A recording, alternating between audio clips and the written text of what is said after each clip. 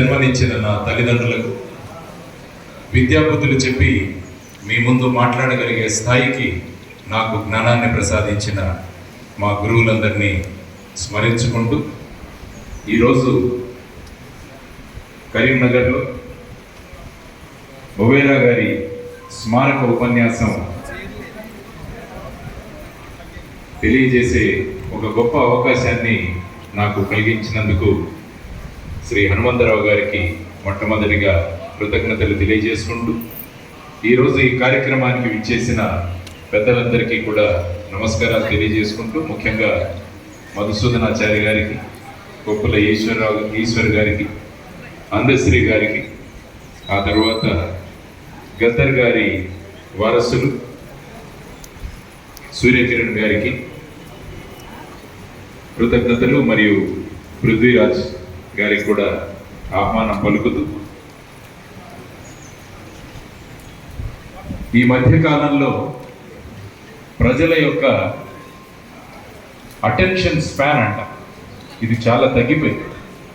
అంటే ఎంతసేపు ప్రజలు ఒక విషయం పట్ల వినగలరు అన్నదానికి ఒక కొలమానంగా సర్వే జరిగితే అందులో తేల్చింది ఏంటంటే ప్రజల యొక్క అటెన్షన్ స్పాన్ ప్రస్తుతం 29 సెకండ్లు మాత్రమే అని తేల్చింది. 29 సెకండ్లు. కాబట్టి ఇటువంటి పరిస్థితులలో ఒక స్మారకోపన్యాసం చేయడం అంటే ఒక పెద్ద సాహసం మాట్లాడచ్చు సార్. కానీ నా ఉపన్యాసాన్ని క్లుప్తంగా ఉంచుతూ నాకు తెలిసిన కొన్ని విషయాలు మీకు తెలియజేసే ప్రయత్నాన్ని నేను చేస్తాను. ఎందుకంటే మనం పుట్టినప్పుడు దేహాన్ని సంతరించుకుంటాం, వెళ్ళిపోయేటప్పుడు దేవుడి దగ్గరికి వెళతాం. పుట్టినప్పుడు దేహాన్ని సంతరించుకుంటాం, వెళ్ళిపోయేటప్పుడు దేవుడి దగ్గరికి వెళ్ళిపోయామంట. కానీ మహానుభావులు ఎప్పుడు కూడా ఈ దేహానికి దేవుడికి మధ్య దేశం ఉంటుంది అన్నది వాళ్ళు ఎప్పుడు కూడా మరిచిపోరు అన్నమాట. అది ఎవరైతే మన పుట్టుకకి సావుకి మధ్య దేశం ఉంటుందని ఎవరైతే గుర్తు పెట్టుకుంటారో వాళ్ళు చిరస్మరణీయులుగా మిగిలిపోతారు. కాబట్టి అటువంటి కోవకు చెందిన వారు బొవేరా. అంటే నా పుట్టుక దగ్గర నుంచి వెళ్ళిపోయే లోపల దేశం కోసం ఏమైనా చెయ్యాలన్న తపన, ఆయన తపన చూస్తే ఆశ్చర్యపోతాం. ఎందుకంటే హనుమంతరావు గారు నాకు పంపిన వ్యాసాలు కావచ్చు, ఈరోజు మిత్రుడు మధుసూదన్ రెడ్డి గారు ఆదాబ్ తెలంగాణలో రాసిన ఒక వ్యాసం కావచ్చు, వీటన్నిటినీ చదివితే ఒక వ్యక్తి ఇన్ని పనులు చేయగలడా అన్న ఆశ్చర్యం కూడా మనలో కలుగుతుంది. సాధారణంగా ప్రతి వ్యక్తి ఏదో 1-2 పనులు మనం చేయగలం, కానీ ఒక వ్యక్తి ఇన్ని పనులు చేయగలరా అన్న ఒక ఆశ్చర్యాన్ని మనకు కలుగుతుంది. ఎందుకంటే ఒక్కసారి బొవేరా గారి జీవిత చరిత్రను మనం ఒకసారి చూస్తే ఆయన 16 సంవత్సరాల నుంచి 94వ సంవత్సరం వరకు కూడా ఆయన చేసిన వివిధ విషయాలు, ఆయన చేసిన ఉద్యమాలు, ఆయన సమాజం కోసం పడిన తపన, ఇవన్నీ చూస్తే నిజంగా మనం ఆశ్చర్యపోతాం. ఒక వ్యక్తి ఇన్ని పనులు చేయగలరా? అందుకనే బెంగళూరులో చూస్తే చాలా ఆశ్చర్యం కలుగుతుంది మనకి. అంటే 24 సంవత్సరాల వయస్సులో ఉన్నప్పుడు ఆయన ఏ విధంగా ఎంత యాక్టివ్గా ఉండేవాళ్ళు, 102 సంవత్సరాలప్పుడు కూడా అదే దినచర్య వాళ్ళు ఫాలో అయ్యారు. ఎందుకంటే వాళ్ళు ఎప్పుడు కూడా సమాజం కోసం ఆలోచించే వ్యక్తులు. కాబట్టి ఆ విధమైన వ్యక్తులు చూస్తే ఈరోజు నాకు ఆశ్చర్యం కలుగుతుంది. 94 సంవత్సరాల్లో బొవేరా గారు చేసిన విషయాలు చూస్తే ఆయన దినచర్య ఎలా ఉంటుందన్నది కూడా సంభ్రమాశ్చర్యాలు కలుగజేస్తుంది మనకు. అందుకనే త్వరలో వారి తోటపల్లి క్షేత్రంలో ఒక కళాక్షేత్రం, ఒక స్మారక ఆశ్రమం మొదలు పెట్టబోతున్నారు హనుమంతరావు గారు. అందులో నేను వారిని అడుగుతున్నది ఏంటంటే బొవేరా గారి దినచర్య ఎలా ఉండేది వివిధ వయస్సులో అన్నది కూడా ఒక డిస్ప్లే ఇవ్వగలిగితే. ఎందుకంటే యువతను మనం ప్రోత్సహించాలి. ఎప్పుడు కూడా యువత ఇలాంటి వారిని చూసి వారు ఇన్స్పైర్ అవ్వాలి, వాళ్ళలో ఒక ఉత్తేజం కలగాలి. మీరు కూడా ఎందుకు చేయకూడదు అన్న ఒక తపన వాళ్ళలో మనం కలిగించాలి. ఎందుకంటే భారతదేశంలో ఉన్నంత యువతరం ప్రపంచంలో ఎక్కడా కూడా లేదు. మన భారతదేశం యొక్క సరాసరి వయస్సు 29 సంవత్సరాలు. సుమారుగా 75% మంది భారతీయులు 29 సంవత్సరాల కన్నా తక్కువగా ఉన్నవాళ్ళు. కాబట్టి ఇటువంటి భారతదేశంలో ఉన్న యువతరాన్ని కనుక మనం ప్రోత్సహించగలిగితే ఏమవుతుంది అన్నది మనం అందరం కూడా ఆలోచించాలి. అటువంటి యువతరాన్ని ప్రోత్సహించి అటువంటి యువతరాన్ని ముందుకు తీసుకువెళ్ళగలిగే శక్తి మహానుభావులు బొవేరా గారి లాంటి వాళ్ళ ద్వారానే మన యువతరానికి ముందుకు వెళ్ళాలి అని నేను కోరుకుంటాను. కానీ యువతరం ఎటు వెళ్ళిపోతుంది అన్నది కూడా మనలో ఒక ఆందోళన కలుగజేస్తుంది. ముఖ్యంగా వారు చెప్పినట్టు ఇంతకుముందు గోపాల్ గారు చెప్పారు, ఈ విధంగా మెదడు కన్నా చేతికి ఎక్కువ పని చెబుతున్నారు ఈ మధ్య అని వారు వ్యాఖ్యానించారు. అంటే ఈ మొబైల్ ఫోన్ అన్నది వచ్చిన తరువాత మన స్పాన్ ఆఫ్ అటెన్షన్, ఏకాగ్రత యొక్క సమయం కూడా తగ్గిపోతున్న ఈ సమయంలో యువతరాన్ని సన్మార్గంలో తీసుకువెళ్ళడానికి, వారిని దేశానికి ఉపయోగపడే వ్యక్తులుగా తీర్చిదిద్దడానికి మనం అందరం కలిసి కృషి చేయాల్సిన అవసరం కూడా చాలా ఉంది. ఎందుకంటే యువతరం కనుక సంకల్పిస్తే వారు ఎన్నో విజయాలు సాధించగలరనడానికి మన ముందు ఉన్న ఉదాహరణ బొవేరా గారు. 16వ సంవత్సరంలో మహాత్మా గాంధీ గారి ప్రభావంతో ఆయన తన కార్యక్రమాలు మొదలుపెట్టారు. ఐ థింక్ కాజీపేటలో ఇలాంటి ఎన్నో ఉదాహరణలు ఉన్నాయి. మనం అనేక దేశాలు యువతరాన్ని ముందుకు తీసుకువెళ్ళారు. హిరోషిమా, నాగసాకిలో 2వ ప్రపంచ యుద్ధంలో అణుబాంబు దాడి జరిగిన తర్వాత అక్కడ ఉన్న యువతరం నిర్ణయించారు, మా దేశాన్ని మళ్ళా గొప్ప దేశంగా మార్చుకుంటామన్న వాళ్ళ సంకల్పనతో ఈరోజు జపాన్ దేశం బ్రహ్మాండంగా ముందుకు వెళ్ళిందంటే దానికి కారణం అప్పటి యువతరంలో, ఆ కాలం యువతరంలో ఆ విధమైన కోరికను అక్కడ ఉన్న ప్రజలు వాళ్ళలో ఉత్తేజపరిచి ఆ విధంగా దేశాన్ని మార్చే విధంగా వాళ్ళను మార్చారు. కాబట్టి ఆ దేశం ముందుకు వెళ్ళింది. కాబట్టి అటువంటి తరుణం మన దగ్గర ఉంది, అటువంటి యువతరం మన దగ్గర ఉంది. కాబట్టి ఈ యువతరాన్ని ఎలా ముందుకు తీసుకువెళ్ళాలన్న దాని గురించి మనం అందరం కూడా ఆలోచించాలి. అందుకని ఇందాక మళ్ళా గోపాల్ గారు మాట్లాడుతూ ఆల్బర్ట్ ఐన్స్టీన్ గారు, గాంధీ గారు ఎంతో మందిని ప్రభావితం చేశారు. మీరు చూసుకుంటారు, గాంధీ గారి జీవితాన్ని ఒకసారి తిరగేస్తే ఆయన ఎంతో మందిని ప్రభావితం చేశారు. అందుకనే ఆల్బర్ట్ ఐన్స్టీన్ అన్నారు, రాబోయే తరాలలో వాళ్ళు ఇటువంటి వ్యక్తి ఈ భూమి మీద సంచరించాడా అన్న అనుమానం కూడా వాళ్ళకు కలగవచ్చు, అటువంటి వ్యక్తి మహాత్మా గాంధీ గారు అని చెప్పి ఆయన చెప్పడం జరిగింది. అదే నెల్సన్ మండేలా గారు తీసుకుంటే ఆయన ఏమన్నారంటే, మొత్తం దక్షిణ ఆఫ్రికాలో జరిగిన ఉద్యమం ఏదైతే జరిగిందో దానికి స్ఫూర్తి మహాత్మా గాంధీ గారు అని ఆయన చెబితే, మార్టిన్ లూథర్ కింగ్ జూనియర్ ఆయన ఏమన్నారంటే, జీసస్ షోడ్ ది ఐడియా అన్నాడు. అంటే జీసస్ క్రైస్తు మాకు ఆ విధమైన ఐడియాని చేస్తే, కానీ గాంధీ గారు మాకు ఎలా చెయ్యాలి అన్నది మా అందరికీ ఆయన చేసి చూపించారని మహాత్మా గాంధీ గారి గురించి 3 ప్రముఖమైన వ్యక్తులు మాట్లాడిన విషయాలు, ఐన్స్టీన్ గారు, తర్వాత నెల్సన్ మండేలా గారు, ఆ తర్వాత మార్టిన్ లూథర్ కింగ్ జూనియర్, వీరు 3 కూడా మాట్లాడారు. అంటే ఒక వ్యక్తి ప్రభావం ఎలా ఉంటుంది అని తెలియజేయడానికి విభిన్న దేశాలలో విభిన్న వ్యక్తులలో ఆయన ఏ విధంగా ప్రభావితం చేశారన్న దానికి ఉదాహరణ ఇస్తే అదే మహాత్మా గాంధీ గారు బొవేరా గారిని ప్రభావితం చేశారు. అంటే ఒక వ్యక్తి యొక్క ప్రభావం ఎలా ఉంటుందో అని చూడాలంటే దానికి ఉదాహరణ బొవేరా గారు. అంటే ఆయన వ్యక్తిని ప్రేమించలేదు, వ్యక్తిత్వాన్ని ప్రేమించారని చాలా ముఖ్యమైన విషయం హనుమంతరావు గారు కూడా మాట్లాడారు. ఇప్పుడు కాలంలో ఎలా జరుగుతుందంటే మనం వ్యక్తిని ప్రేమిస్తున్నాం, వ్యక్తిత్వాన్ని కాదు. అందువల్ల యువతరానికి మనం మార్గదర్శనం చేయాల్సింది ఏంటంటే, వ్యక్తుల పట్ల మీరు ప్రేమ చూపించకండి, వాళ్ళ వ్యక్తిత్వాన్ని చూడండి అన్నది కూడా మనం తెలియజేయాలి. అందుకనే సినిమా మీద వచ్చే బొమ్మలు, తెర మీద బొమ్మలు, వీళ్లను ఆదర్శంగా తీసుకొని ముందుకు వెళుతున్న ఈ సమాజంలో వ్యక్తిత్వాన్ని అనుసరించే వ్యక్తులను తయారు చేసే బాధ్యత కూడా మన మీద ఉంది. కాబట్టి ఈరోజు ఈ కార్యక్రమాన్ని ఇక్కడ చేయడానికి ప్రధానమైన ఉద్దేశం ఏంటంటే, బొవేరా గారి వ్యక్తిత్వాన్ని ప్రజలకు తెలియజేయడం ప్రాంతాల్లో ఏర్పాటు చేస్తున్నారు.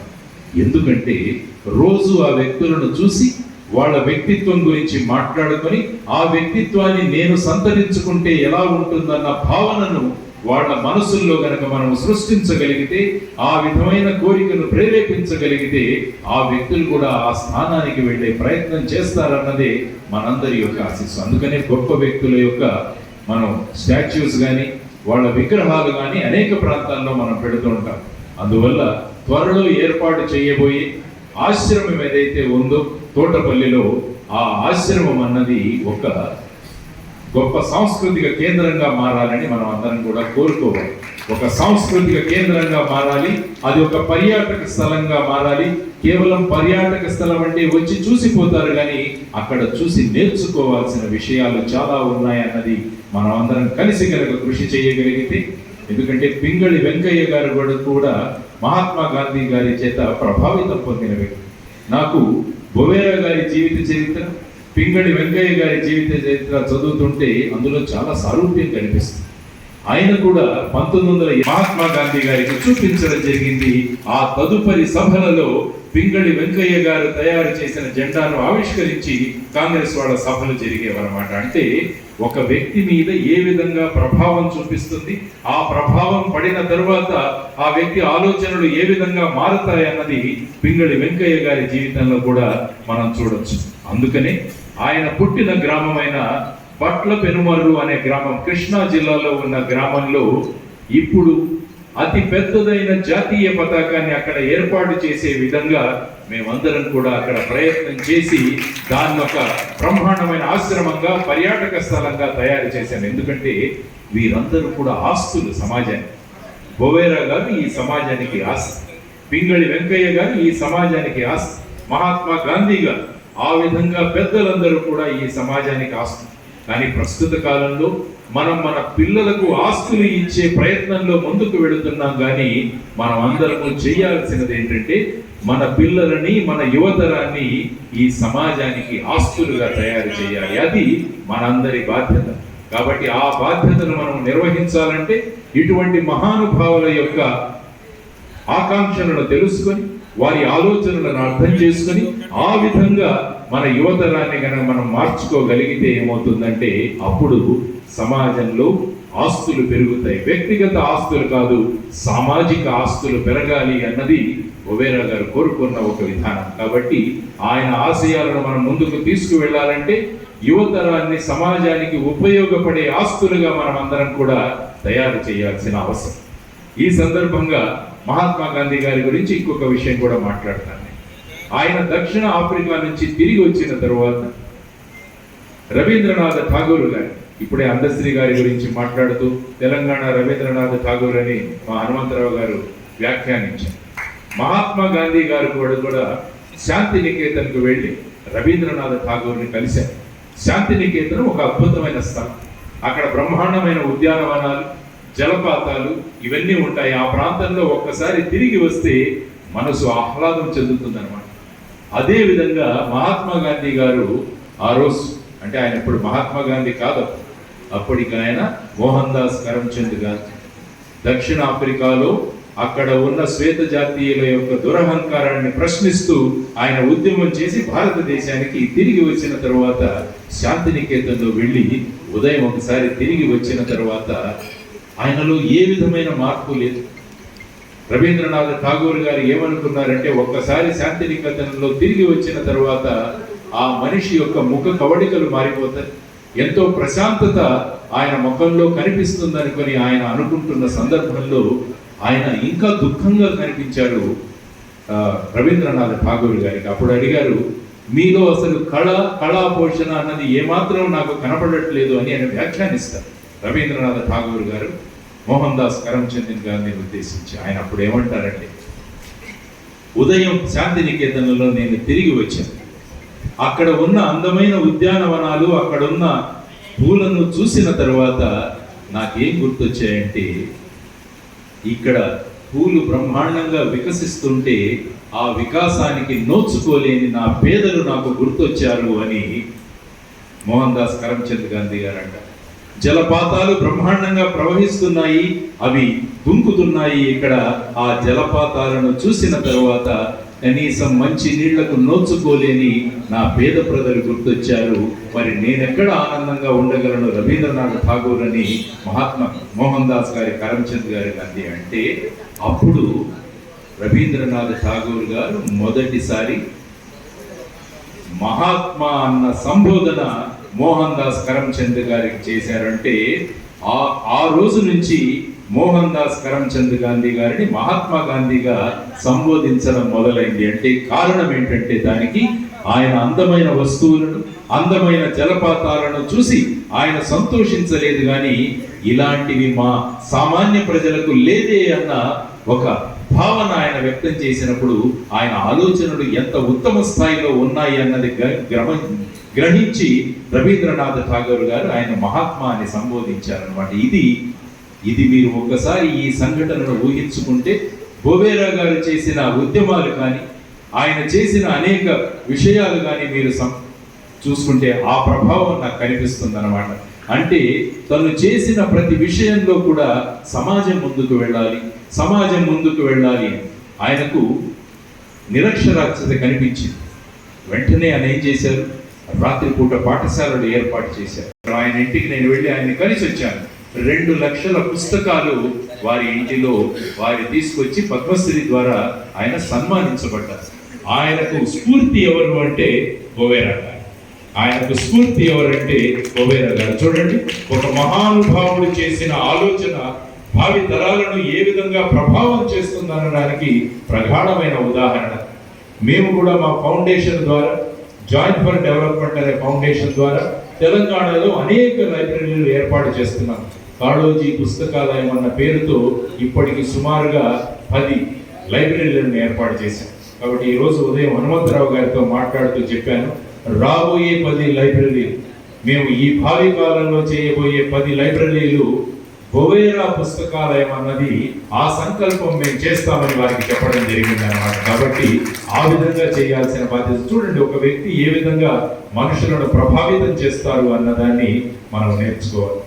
ఈ మధ్యకాలంలో లీడర్షిప్ గురించి చాలా మంది మాట్లాడుతుంటారు. లీడర్షిప్ అంటే నాయకత్వం ఎలాగా ఉండాలి అని చెప్పేసి. కానీ బొవేరా గారి జీవిత చరిత్ర మనం ఒక్కసారి చదివితే, ఆయన ఉద్యమాలు కానీ, ఆయన పడిన తపనలు కానీ మనం ఒక్కసారి చూస్తే, ఆయనను నేను ఎప్పుడు కూడా 360 degrees లీడర్ అంటాను. అంటే 360 దిశలుగా మనం వారిని పరిశీలిస్తే ప్రతి కోణం నుంచి కూడా ఆయనలో నాయకత్వ లక్షణాలు కనపడతాయి. కాబట్టి మనకు ముఖ్యంగా ఈ ప్రాంతం నుంచి 360 degree లీడర్ ఎవరైనా ఉన్నారంటే అది శ్రీ బొవేరా గారని ఈరోజు నేను ఘంటాపదంగా చెప్పగలను. ఇటువంటి లీడర్షిప్ కావాలి మనం. ఎందుకంటే కేవలం పై వాళ్ళను మనం మెప్పు కోసం మనం ప్రయత్నిస్తే అది లీడర్షిప్ కాదు. పై వాళ్ళతో పాటు మన కింద పని చేసే వాళ్ళను, మనతో పాటు పని చేసే వాళ్ళందరినీ కూడా ఎవరైతే ప్రభావితం చేయగలరో వాళ్ళు 360 degree లీడర్ అవుతారన్నది మనం అందరం కూడా నేర్చుకోవాల్సిన ప్రధానమైన అంశం. కాబట్టి ఈరోజు అటువంటి 360 degree లీడర్ ఎవరైనా ఉన్నారు అంటే అది మన బొవేరా. తర్వాత జయప్రకాష్ నారాయణ గారు, వీరి స్ఫూర్తితో వారు సుమారుగా 44 లక్షల ఎకరాలు భూదాన ఉద్యమానికి ఈ ప్రాంతం నుంచి వెళ్ళడానికి కృషి చేశారు. సాధారణంగా ఇతరులకు చెబుతాం కానీ మనం చెయ్యము. అందుకనే చారిటీ బిగిన్స్ ఎట్ హోమ్ అంట. మనం ఏదైనా చేయాలన్న సంకల్పన ఉంటే ఆ సంకల్పన మన ఇంటి నుంచి మొదలు పెట్టగలిగితే దాని ప్రభావం బ్రహ్మాండంగా ఉంటుందని గొప్ప ఉదాహరణ. ఆయన తన దగ్గర ఉన్న 7 ఎకరాల భూమిని ఆయన భూదాన ఉద్యమానికి ఇచ్చేసి ఆయన ఈ ఉద్యమాన్ని ముందుకు తీసుకెళ్లారు. చూడండి, ఇవన్నీ ఎందుకు చెబుతున్నానంటే ఒక 360 degree లీడర్లో ఏ విధమైన లక్షణాలు ఉంటాయి అని చెప్పేసి. ఇప్పుడే హనుమంతరావు గారు మేము గెస్ట్ హౌస్ లో కూర్చొని మాట్లాడుతున్నప్పుడు ఆయన ఒక బ్రహ్మాండమైన పుస్తకాన్ని ఆయన రిలీజ్ చేశారనేది సాహిత్యం, సారస్వత జ్యోతి అనే పుస్తకం. ఐ థింక్ 130 పేజీలు ఉన్న సారస్వత జ్యోతిని ఒక అంకం తీసుకురావాలంటే, ఒక ఎడిషన్ తీసుకురావాలంటే ఆయన 3 ఎకరాలు అమ్మేవారు. 3 ఎకరాలు అమ్మి ఈ పుస్తకాన్ని ఆయన రిలీజ్ చేసేవారు. అంటే చూడండి, అంటే నా సంపద తగ్గినా పర్వాలేదు కానీ సమాజాన్ని సంపదగా మార్చాలన్న ఆలోచనలతో వారు చేస్తున్న కృషి ఎలా ఉండిందో మనం అందరం కూడా ఆలోచించుకోవచ్చు. అది 360 degree లీడర్ యొక్క ఒక బ్రహ్మాండమైన విషయం. దానితో పాటు మద్యపాన నిషేధం, ఇది కూడా చాలా ముఖ్యమైన విషయం. మద్యపాన నిషేధం గురించి పోరాడాలంటే అంత సులభం కాదు. ఎందుకంటే ప్రజలు దేనిలో అయితే శ్రద్ధ చూపిస్తుంటారో దానికి వ్యతిరేకంగా పోరాడడం చాలా కష్టం. కానీ ఆయన ఉద్యమం సంకల్పించుకున్నారు. ఆయన గాంధీ గారిని ఎప్పుడైతే ఫాలో అయ్యారో అప్పుడే ఆయన ఈ శాకాహార ఉద్యమం, మద్య మాంసాలకు దూరంగా ఉండడం అన్నది ఆయన నిర్ణయించుకున్నారు. ఆయన పరంపర ఇప్పటికీ కొనసాగుతోంది. ఆ విధంగా మద్యపాన నిషేధం గురించి ఆయన, ఆ తరువాత మన ప్రాంతంలో ఉన్న ప్రజలు మొత్తం భారతదేశంలోనే ప్రభావం చూపించాలంటే హిందీ భాష మీద పట్టు ఉండాలని ఆయన అప్పుడే గ్రహించారు. చూడండి, ఒక దార్శనికులు ఏ విధంగా ఆలోచిస్తారు అంటే భావి తరాలు ఏ విధంగా ముందుకు వెళతాయి అన్న ఆలోచనలతో ఆయన హిందీ ప్రచార సభ కార్యక్రమాలు